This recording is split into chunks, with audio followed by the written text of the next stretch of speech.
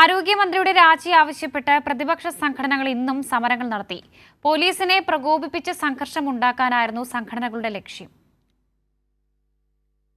ആരോഗ്യമന്ത്രി വീണ ജോർജിന്റെ രാജി ആവശ്യപ്പെട്ടുകൊണ്ടായിരുന്നു കോൺഗ്രസിന്റെയും ബി.ജെ.പിയുടെയും പ്രഹസന സമരം. സമരത്തിന് പിന്നിൽ സംസ്ഥാനത്ത് അക്രമം അഴിച്ചുവിടാനുള്ള ഇരു പാർട്ടികളുടെയും ഗൂഢശ്രമങ്ങളും പടയൊരുക്കങ്ങളും പരാജയപ്പെട്ടു. പുലർച്ചെ പാലക്കാട് കണ്ണാടി കാഴ്ചപ്പറമ്പിൽ യൂത്ത് കോൺഗ്രസ് വീണ ജോർജിന്റെ വാഹനത്തിന് നേരെ കരിങ്കൊടി വീശി.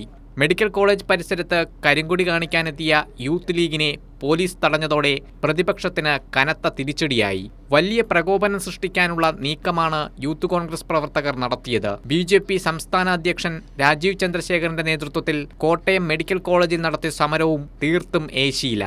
അതേസമയം യൂത്ത് കോൺഗ്രസ് കോഴിക്കോട് കളക്ടറേറ്റിലേക്ക് നടത്തിയ മാർച്ചിൽ സംഘർഷം രൂക്ഷമായി. പോലീസ് ബാരിക്കേഡ് മറികടന്ന് പ്രതിഷേധിക്കാൻ ശ്രമിച്ച പ്രവർത്തകർക്ക് നേരെ പോലീസ് ജലപീരങ്കി പ്രയോഗിച്ചു. കോഴിക്കോട് വയനാട് റോഡ് ഉപരോധിച്ച് പ്രകോപനം സൃഷ്ടിക്കാൻ ശ്രമിച്ചവരെ അറസ്റ്റ് ചെയ്തു നീക്കി. അറസ്റ്റിനിടെ പോലീസിനെ ഒറ്റതിരിഞ്ഞ് ആക്രമിച്ചു. ഭീഷണിപ്പെടുത്തി പ്രകോപനത്തിന് നീക്കമുണ്ടായെങ്കിലും പോലീസ് സംയമനം പാലിച്ചു. തിരുവനന്തപുരത്ത് വീണ ജോർജിന്റെ രാജി ആവശ്യപ്പെട്ട മഹിളാ കോൺഗ്രസ് പ്രവർത്തകർ സമരവുമായി രംഗത്തിറങ്ങി. പോലീസിനെ പ്രകോപിപ്പിച്ച് സംഘർഷമുണ്ടാക്കാനുള്ള ശ്രമം ഇവിടെയും ലക്ഷ്യം കണ്ടില്ല.